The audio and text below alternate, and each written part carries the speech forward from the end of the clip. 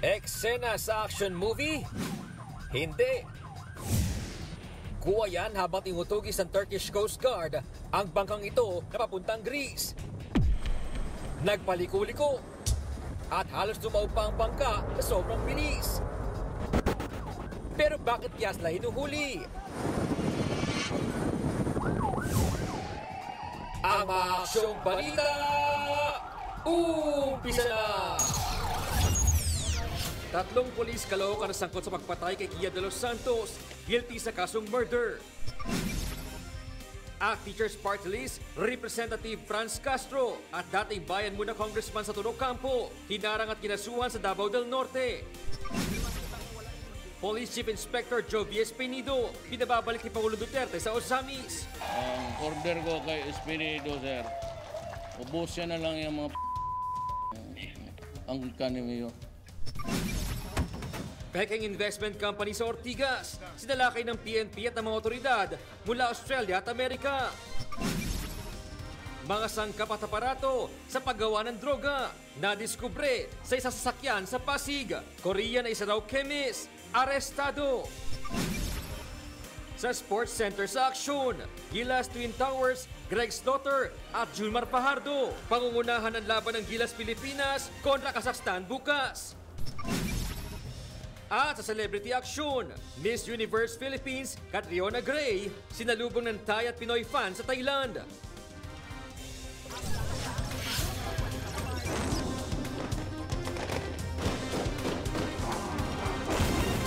When do we know that it's not getting out of hand? You elected me as president, you must have trusted me. Isa pang dalawang sospek. Walang habas na umatras. Ito ang iniwan niyang pinsala. Nakakaloka! Live mula sa himpilan ng News 5, magbabalita ang hepe, Lucy Cruz Valdez. Simula na ang aksyon. Magandang gabi. Guilty. Yan ang hatol sa tatlong pulis sa Caloocan na sangkot sa pagpatay sa grade 11 student na si Kian de los Santos. Pinatawan sila ng korte ng habang buhay na pagkakakulong at pinagbabayad ng danyo sa pamilya ng biktima. Umaksyon si Ryan Ang. Gabi noong August 16, 2017, makikita sa CCTV ang ilang nakasibilyang polis na kinakaladkad ng 17 anyos na si Kian de los Santos sa barangay 160 Caloocan City. Ito na rin ang huling beses na makikita siyang buhay.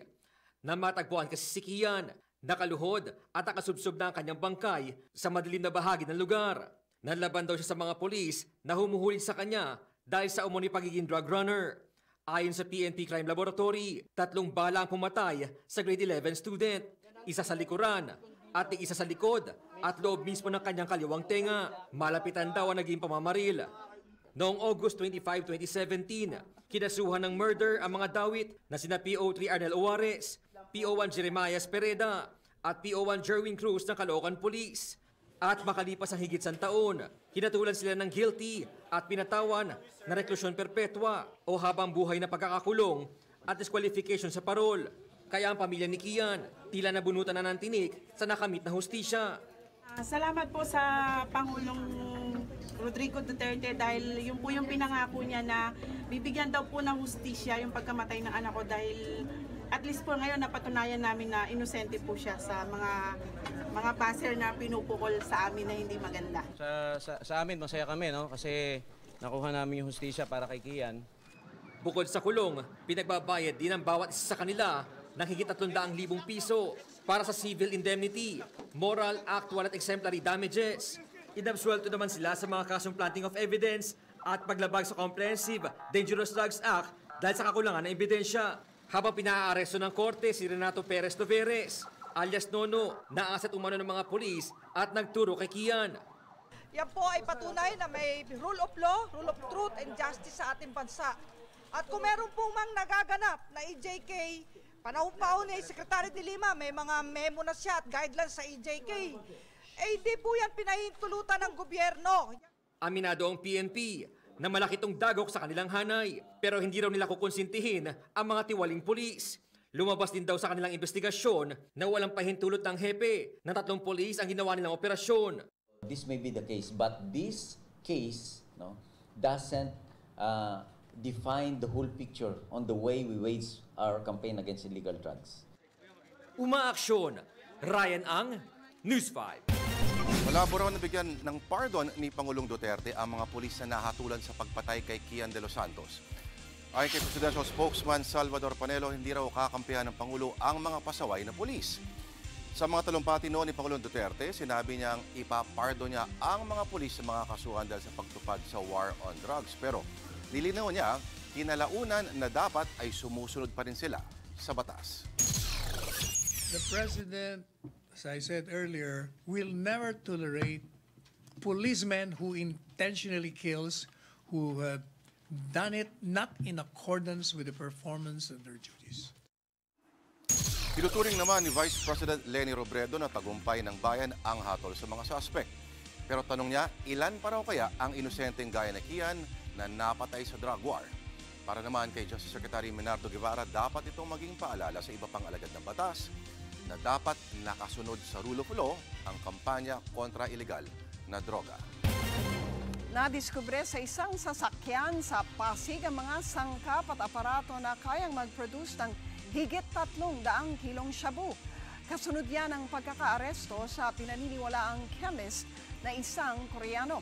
Umaksyon si Hannibal Talete.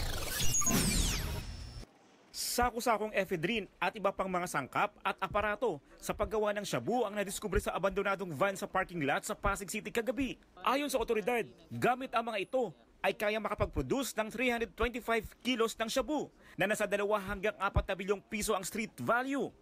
November 10 ng hapon, pumasok ang sakyan ito para pumarada sa isa sa mga parking area dito sa Pasig City. At kahapon lamang nadiskubre na puno pala ito ng mga sangkap at chemicals at mga aparatos sa paggawa ng shabu. Natunto ng van nang magkasa ng buy-bust operation laban sa Korean na si Kim Jong-hee na pinaniniwala ang isang chemist na kumpiska sa kanya ang kalahating kilong shabu na nagkakahalaga ng 3.2 million pesos. The buy-bust operation was set somewhere in San Juan or Green Hills. Pero namataan siya, hindi pa na-consummate na pumunta dito sa lugar na ito, dito sa J3 entry parking area. Nakita na nanggaling siya dito sa van na ito. And then masundan siya ngayon, pumunta na ngayon dun sa place kung saan nagkaroon ng buy-bust operation at na-consummate ang buy-bust operation sa Green Hills Commercial Center.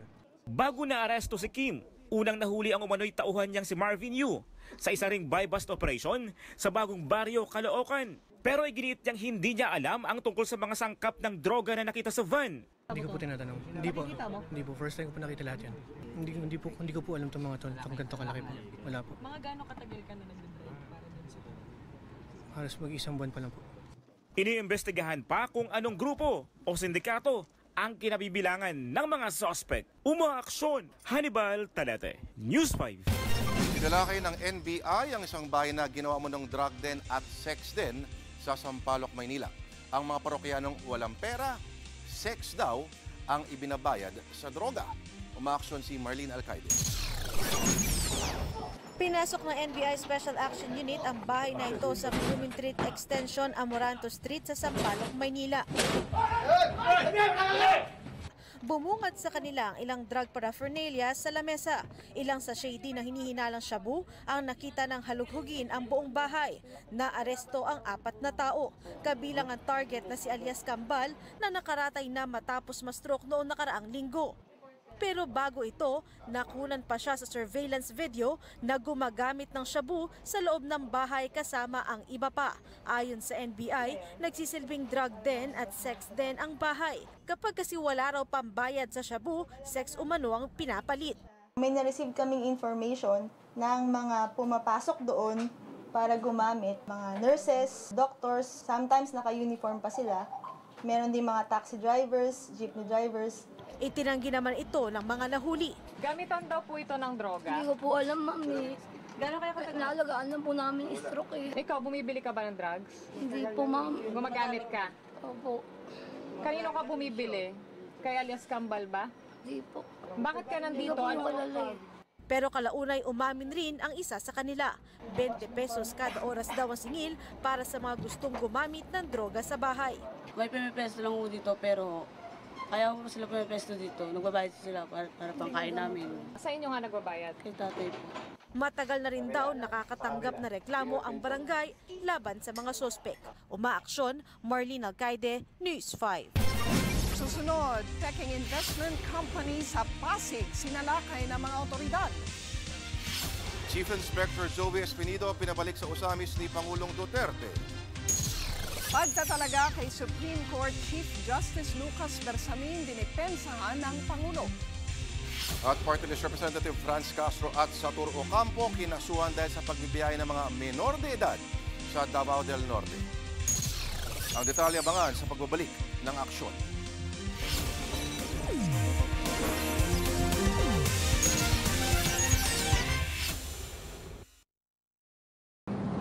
Wala bang obispo dito? Mabatukan ko yung mga ulo ninyo. Kayo yan eh. The Catholic Church, pati si Bishop David sa Caloocan. Clinging on to a belief which was 3,000 years ago. Ang mga tao ng nomads. What do they know about the world today? Tapos pasundin mo yung sinusulat ninyo. Totoo. How can the people there 3,000 years ago predict or project what is happening today? And it's only the archaic church of because it's getting money, that's all. You're supporting you build a chapel in your own house and pray there. You don't have to go to church to pay for these idiots. Pero yung ibang pare, kaibigan ko, magbigay ka sa maa, sa parang bispo, Jesus, Maria Josep, maghingi pa ng sakyanan sa gobyerno, knowing fully well that it is corruption, as there is a separation of church and state. And you have the balls, brave as you are, to ask property of the government. Tapos magsalita kayo mga putang ina ninyo, kala mo sino kayo. I mean, it's not true that I said I do not believe in God. I was answering to an incessant attacks of demonic daw ako. Kasi dyan sa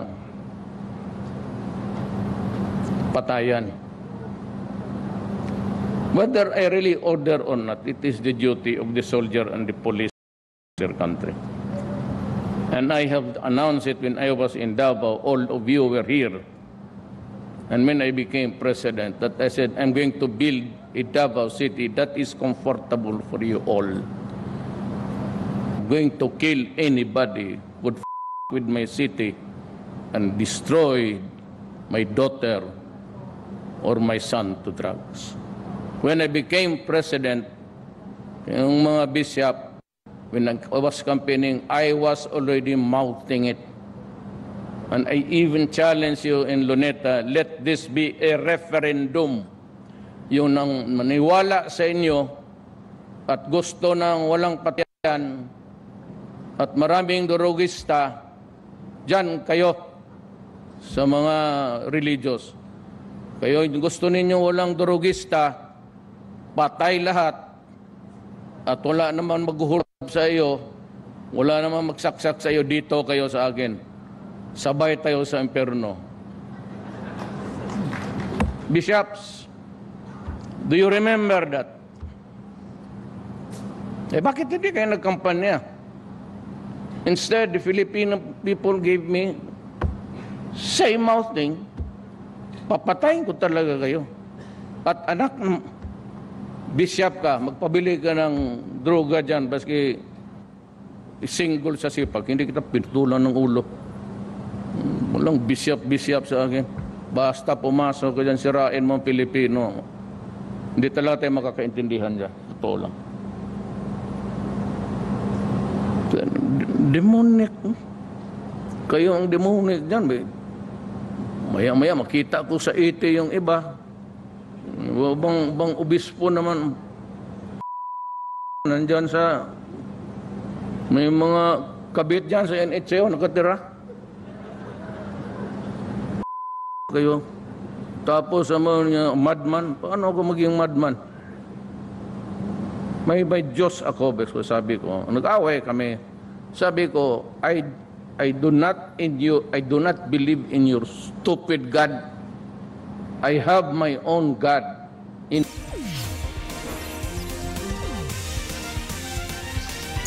Sanib puwersa ang mga otoridad ng Pilipinas, Amerika at Australia sa pagsalakay sa isang peking investment company sa Pasig. Umaksyon si Gary De Leon. Nagulat ang front desk ng gusaling ito sa Ortigas Business Center sa pagdating ng mga tauhan ng PNP Regional Special Operation Unit, Internal Fraud Watch Australia at US Department of Homeland Security. Dumiretso ang mga otoridad sa 24th floor ng gusali kung saan nag-uopisina ang Wilmington Capital Advisors, isa raw peking stock investment company. Nakalang ang mga pintuan ng opisina kaya puwersahan itong binuksan ng mga otoridad.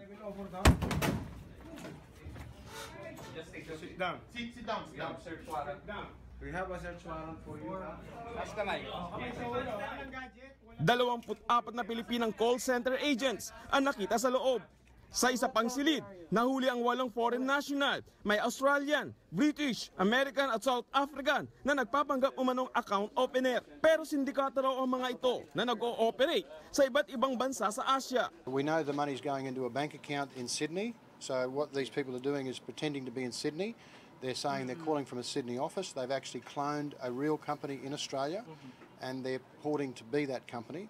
They're selling real shares, but they don't actually have any of the stocks. So, well, they're using mga impressive names and magaling sila manloko.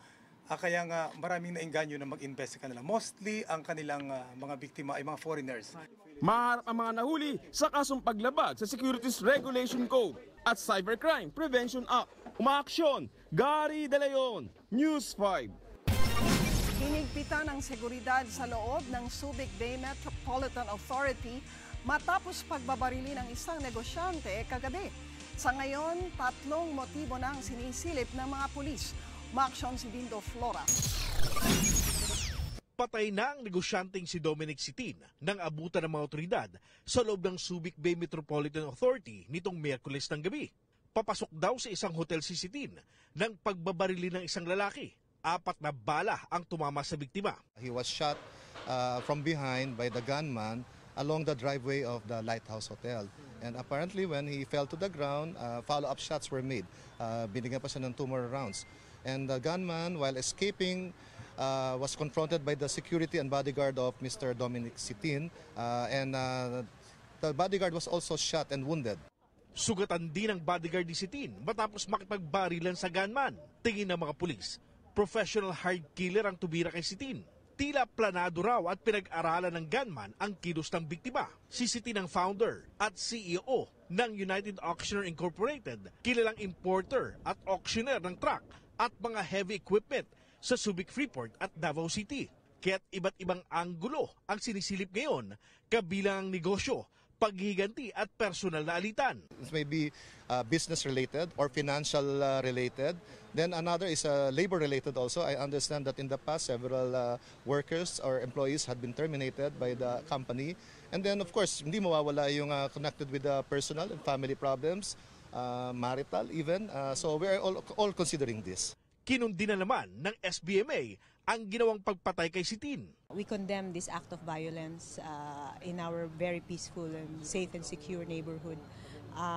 This is very calculated based on initial findings of our colleagues from the Philippine National Police. And we are working very closely with them, and I thank the regional director for immediately responding. We have been in coordination since early in the morning. 1 in the morning, we have been working very, very closely together, and we thank them for all their hard work. We have gained good grounds in the investigation so far, and we will not stop. And I'm sure the Philippine National Police will not stop until we find the murderer. Mahigpit na ang seguridad na ipinapatupad sa SBMA dahil naniniwala ang PNP dahil posibleng nasa loob ng Freeport ang salarin. Pinag-aaralan na rin ang ilang CCTV footages sa loob ng SBMA. Umaaksyon. Dindo Flora, News 5. Nagsagawa ang NBI ng forensic examination sa lugar kung saan napatay ang hepe ng Pasay Intelligence Section na si Senior Inspector Manuel Taytayon Jr. Ilang bala pa ang nakuha sa lugar. Tiningnan din ang trajectory position kung saan galing at kung saan tumama ang mga bala. Bukod sa forensic examination, kukunan din nila ng pahayag ang mga taong nakita sa CCTV at mga pulis na kasama sa operasyon. Linggo, napatay si Taytayan matapos umunong manlaban ang target na pugante pero duda ang kanyang pamilya na may foul play sa insidente. Kasunod ng utos ng Pangulo, muling pinabalik sa Ozamis City si Police Chief Inspector Jovi Espinido. Ang bilin sa kanya, ubusin ang mga paruhinog na sangkot umano sa droga. Maaksyon si Jenny Dongon.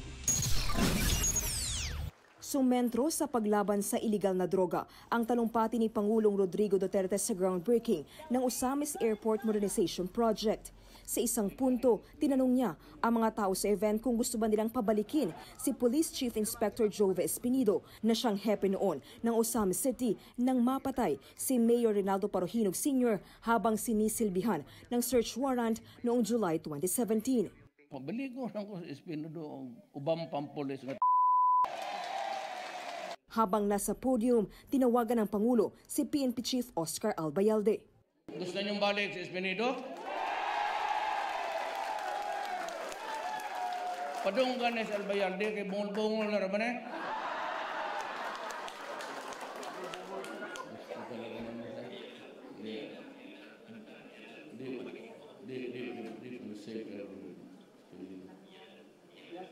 Sa oras dito.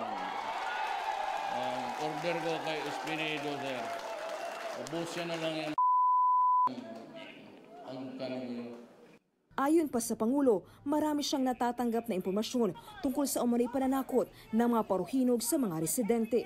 Kanang pamilyahan na parahinog, undang namog panghadlok. I will wipe you from the face of the earth. Ingnan mo. Tilukon tagid mo diri. Hasta ng mga pulis, bantay mo. Sa panayam ng News 5, handa naman daw si Espinido na bumalik sa Ozamis. Very thankful ko ginawa nila. Ritinan talaga kung ano, kay ayun talaga para mapunta nila, para makumpisa na. Ayon pa kay Espinido, handa rin daw siyang sumunod sa utos ni Pangulong Duterte. Ang sabi nga sa ating presidente na tatlo ang kunin ng una, yung makuha si Mayor Aldong, si Nova, pero kita mo, ilan? 16 ang namatay. Kanina, inilabas na ng PNP Directorial Staff ang reassignment order para kay Espinido na epektibo ngayong araw. Umaksyon, Jenny Dongon is 5. Nagpaliwanag naman si Pangulong Duterte sa ginawang pagpili sa bagong Chief Justice ng Korte Suprema. Ayon sa Pangulo, tumanggi kasi sa pwesto ang pinaka-senior na maestrado ng Korte Suprema na si Associate Justice Antonio Carpio. Kaya naman, itinalaga niya si Chief Justice Lucas Bersamin. Matatanda ang hindi tinanggap ni Carpio ang nominasyon para maging kapalit ng napatalsik na punong maestrado na si Maria Lourdes Sereno. Tutol kasi siya sa co-warranto petition na basihan ng pagkakatanggal ni Sereno sa pwesto. Carpio Peralta Bersamin. 5 man kapangan ang ilang gihatag sa ako. So I chose Bersamin. Carpio, yung sa di ato di siya mudawat. Na pagkahuman kay ang next in rank may ako ang gawin ako. Next in rank. Next in rank kung maayo ka. Kasabay nito, binanata ng Pangulo ang mga pahayag ni Carpio kaugnay ng agawan ng teritoryo sa West Philippine Sea. Isa si Carpio sa mga aktibong nagsusulong ng agresibong hakbang para tutulan ang pag-angkin ng China sa ating teritoryo. Magsige kag hunger nga atakihon nimo ng you do something. What do you want me to do? Arbitration, so I'll order my military and the police to go there in Palawan and shoot it out. It will be a massacre. O di tamo daog na. Itinagtanggol ni CBCP President Romulo Valles ang paring binabatikos ng Pangulo. Sa magkakahiwalay na talumpati, pinaratangan ng Pangulo si Caloocan Bishop Pablo Virgilio David na nagbubulsa umano ng donasyon para sa simbahan at sangkot daw sa droga. Sa isang pahayag, sinabi ng pinuno ng CBCP na ikinalulungkot at ikinababahala niya ang mga akusasyon laban kay David. Kilala raw nila si David bilang isang mabuting pari sa kanyang mga parokyano sa Caloocan.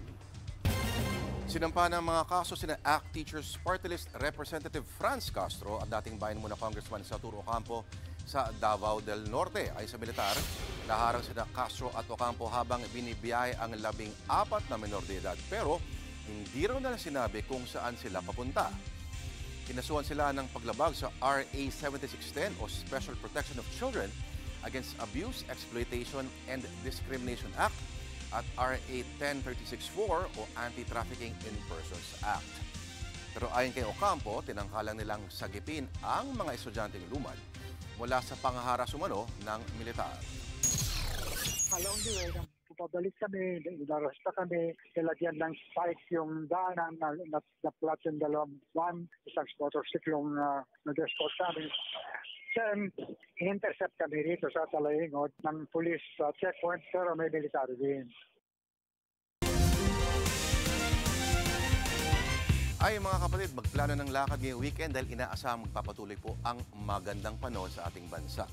Ang hanging amihan na lang po nakaka-apekto dito sa Hilaga at sa gitnang Luzon, kaya malamig na mga umaga at gabi ang nararanasan dyan. Nagdudulot din po ang amihan ng maulap na panahon na may panakanakang pagulan sa Ilocos Region, Cordillera at sa nalalabing bahagi po ng Cagayan Valley. Maaliwalas din ang panahon sa Metro Manila at sa nalalabing bahagi po ng bansa at wala rin pong sama ng panahon tayong binabantayan sa ngayon. Pero maiba tayong mga kapatid, isang makasaysayang taon para sa Pilipinas ang 1986. 1986, tinapos ng People Power ang halos 21 taong pamumuno ni Marcos. Huling nag-champion ang UP noong Oktubre din nung taong yon sa 49th season ng UAAP. Bago ang 1986, huling nag-champion ng UP sa taong 1939, bago pang World War II. Pero kahati ng UP ang FEU at UST. Sa Ultra sa Pasig noong 86, tinalo ng UP ang University of the East Red Warriors sa score na 98-89. At ang most valuable player ng laro ngayon, hindi si Benji Paras, hindi si Ronnie Magsanok, kundi si Eric Altamirano na ngayon ay coach na.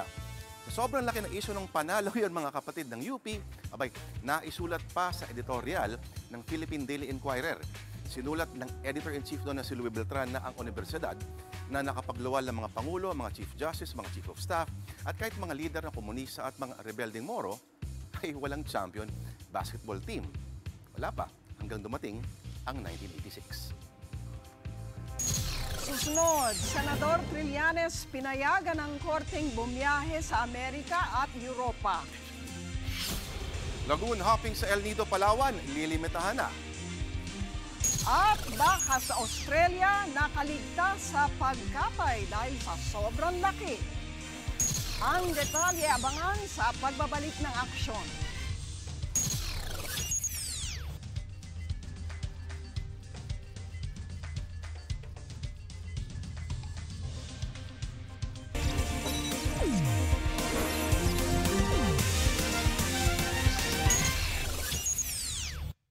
It's about time that the landowners look at the reality of the world. There is a law and sabi ko, hindi ito madala ng barilan.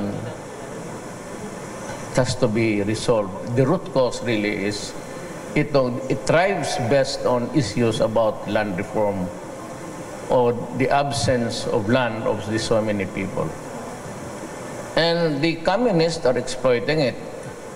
Mag-create sila ng federation ng mga farmers. Then they go about looking for vacant lands and taking over plantations. Sinabi ko nga yung okupasyon. And I warned you that if you do that, my order to the police and the military is to physically evict you. And if you do anything that is wrong and place the lives of my soldiers and policemen, I told them, you can go right ahead and shoot them. Huwag ninyo akong unahan. I went to Boracay. As a matter of fact, yung land lang likod ng Boracay, binigay ko sa mga natibo. And at this time, the land there is worth already $1 million. But there is a prohibition where it says that they cannot sell it within 10 years. But they can have it leased. So walang expansion na yung mga, kasi may mga ari na. Lahat ng public lands binigay ko sa mga native, mga 80. So, to clarify, sir, it's only Negros Island that you're thinking of putting under land reform? Or well, the other areas that you mentioned here? Ang pinaka is itong landlord-tenant. Pinakahinog yan dito sa mga tubo. Pati malaking coconut plantations. Thank you, sir. I'm sorry, but whether I like it or not, I have to act on it. Because there's a law, it mandates that the only way really is to follow the law, and that is land reform. Pero sabihin ko naman sa mga komunista, do not preempt me. It is not your privilege, your right, to go about occupying lands, yung okupasyon ninyo, and seizing it by force or intimidation. You can lose your funds there and maybe your lives. Pero I will not hesitate to use force, necessary force. Sabi ko nga, hindi ako papayag. Either kulungin ninyo ako, mamamatay kayo dyan. Do not force my hand into it. Hindi ako yung picture, hindi ako papayag. Please do not treat me like the other presidents na makaya ninyo na. Ako pag panahon na, basta hiningi ninyo yan. So if you die there, do not blame me. You ask for it.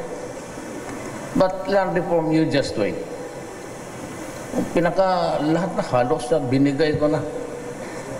I have been thereabout, distributing titles of land in so many areas. Hintayin ninyo ako. Huwag ninyong unahan kasi hindi kayo ang gobyerno. I do not believe that you are a legitimate entity in the scheme of things of our republic today. Do not with me.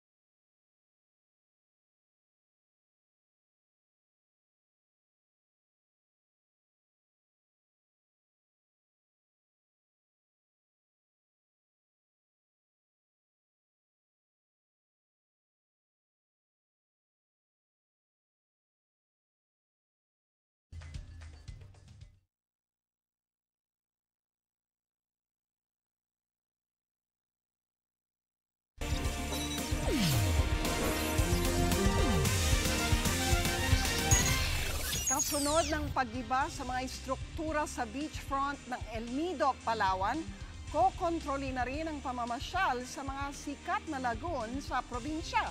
Umaksyon si Shaila Francisco. Matataas na rock formation gawa sa limestone at malinaw na tubig. Ilan lang yan sa makikita sa Small Lagoon at maging sa Big Lagoon. Kaya naman paborito itong island hopping destination sa El Nido, Palawan. Pero habang tumatagal, naging problema na ang overcrowding. Nahirapan po kami sa pag-penetrate ng lugar, especially pag conduct namin ng mga beach patrols. Dahil overcrowded na po sa harap, siksikan po yung mga bangka. Minsan po ma'am, sa dami po ng bangka is yung pag-anchorage po nila dito sa mga nasabing lugar is nadadamage po yung mga corals. Nagdesisyon ang lokal na pamahalaan na limitahan ang mga papasok na turista sa mga lagoon simula ngayong buwan. Sa Big Lagoon, 60 tao at 30 kayak lang ang makakapasok kada oras. 30 tao at 15 kayak naman ang papayagan kada oras sa Small Lagoon. Bawal din ang mga bangka sa loob. Maniningil na rin ang lokal na pamahalaan ng karagdagang entrance fee. tig 200 piso ang dagdag singil sa mga planong bumisita dito sa Big Lagoon o kaya doon sa Small Lagoon. Ang makukuhang pera ay ilalaan sa pagkuha ng mga tauhang magmamonitor sa mga turista dito. Exempted pa rito ang mga nakapagpabook bago ipatupad ang mga bagong patakaran. Pero pangamba ng mga negosyante, baka mabigatan sa dagdag na 200 pesos ang mga turista. It irritates the guests when they hear that it seems to be another burden for them. But additional 100, it can be feel hindi mo maramdaman kaagad, no? Sa ngayon ay patuloy ang rehabilitasyon sa El Nido. Pero kung sakaling ipatupad ang 20-meter easement rule, mahigpit daw itong tututulan ng hotel at resort owners. We have a right to a private property, and they're having different interpretation. If that's the case, they insist on for us business establishment to move in 20 meters, then we'll go to the court. We'll have a clear interpretation even up to the Supreme Court. Para sa News 5, Shaila Francisco, we are One News. Samantala, pinayagan ng Makati Regional Trial Court Branch 150 si Senador Antonio Trillanes na makabiyahe sa ibang bansa. Nagtakda si Judge Elmo Alameda ng 200,000 pesos travel bond para sa paglabas ni Trillanes sa Pilipinas. Dahil dito, temporarily lifted ang hold departure order laban kay Trillanes. Bibiyahe siya pa Europa at Amerika sa Disyembre hanggang Pebrero para sa ilang official function. Sa Makati RTC Branch 150, dinidinig ang kasong rebelyon laban sa senador.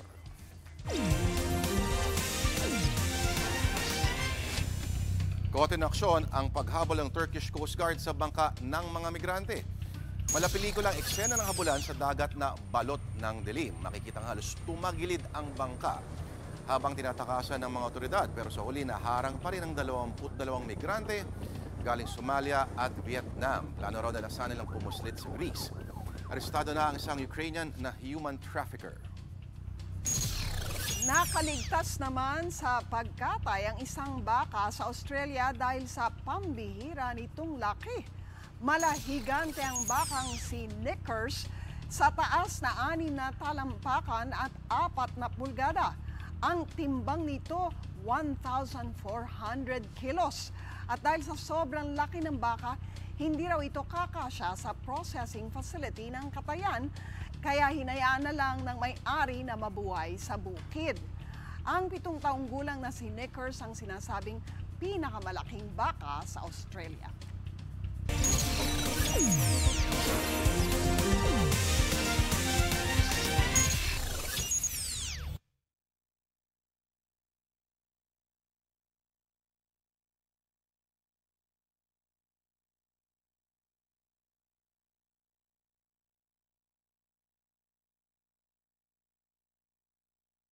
Ito si Trillanes, wala talaga. And no, something is wrong between his, gray matter between his ears. Pinatawag nila si Bong. Sabi niya, sinupinahan ako, Mayor. Sabi ko, di punta ka. Sabi niya, yung sa frigate ko, sabihin mo lang ang totoo. Tapos na yan, ang nire-report lang dito, bakit wala pa ang order ng armed forces na i-deliver sa Navy? Just tell the truth. Tapos nagpahabol ng isang senador, President, do not worry, we will have a closed-door conference. Sabi ko, huwag dito ko. Sabi ko kay Bong, I will not testify in a closed-door conference. You ask for an open public investigation. Sila yung mayayari dyan. Sabi ko, hindi ikaw. Just sabihin mo what transpired. May kung yan puputok, may tama yan sila dyan. Sila, wala na. So sabi ko, pag testify niya, sinabi ko kay Bong, that is your passport to being a senator of the Republic of the Philippines. Ayaw niyang maniwala. Sabi ko, alam mo kasi, ang tao hindi bugok. Pag yung style ni Trillanes, alam mo bakit ayaw ko siya? Ayaw ko talaga siya. Yung sabi niya sa kapwa-tao niya, sundalo niya at PMA, si General Reyes, was trying to say, Your Honor, may I be allowed to talk to defend my honor. Alam mong sinabi ng no, sit down, you have no honor. Kaya sabi ko, ito, ugok ito. Sige, buto pa ninyo yung magdalo. Ano, nagkakalat sa mundo ang mga di ba, pagkitain ko yung nag-reunion sila. Anong ginawa niya? Nakahili niya, tanduay pati biyan. Sige, inuman. Yan ang sundalo ninyo.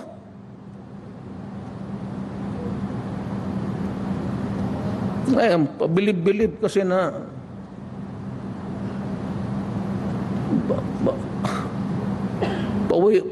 pabandira dyan sa Makati, sinira yung peninsula, tapos nag-surrender.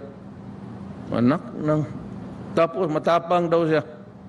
Sustrilanes, amoy kita. Naghinambog ka lang naman, nagpakamatay ka sana na doon. Maghinambog ka na, surrender ka. All for show. One of these days, maghanap ako ng financer. The Magdalo story. Gawin ko kayong King Koy lahat. King Koy man talaga. Nag-surrender. Dili yung gando is nagpakamatay ka. Talaga. And here comes si Boko, a graduate of the PMA. Kasi may isang araw yan eh. Isang araw yan na walang hinto hanggang patayan yan. Trillanes was in his father was holding office in the PMA Baguio. And the mother was, we are looking into the paper, you know that. We are investigating quietly. Yung mga deal sa panahon ng tatay pati, yung involved yung nanay. And he can be very sure na lalabas lahat yan. So sabi nung isang nakatapos na, was assigned there. Sabi ko na, walang ginawa, hindi kumain kasama ko. Kasali siguro si Aliano niya. Magbubulahan pa tayo. Sabi niya, Trillanes, ako daw, pagka-abogado ko, nilakad ng tatay ko, hoy, Trillanes, I became lawyer after 20 years. My father died. Ikaw, taga-PMA, taga-PMA,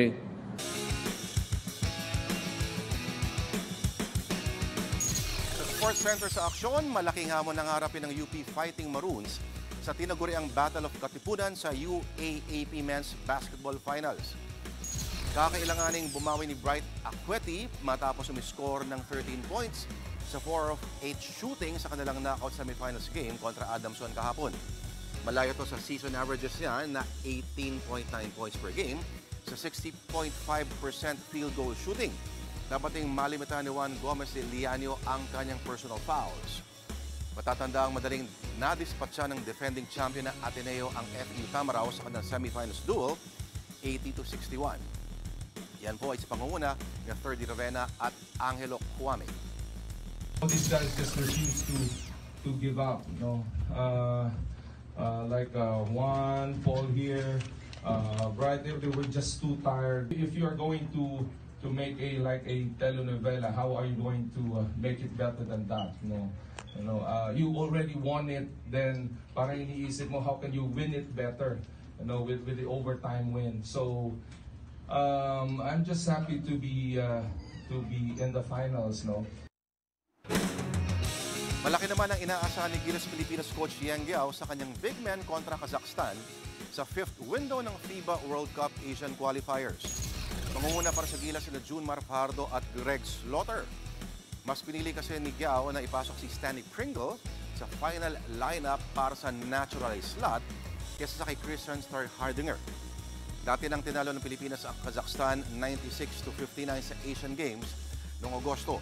Malaki ang pag-asang maulit ang panalong ito dahil injured pa rin ang isang star player at ang naturalized point guard ng Kazakhstan.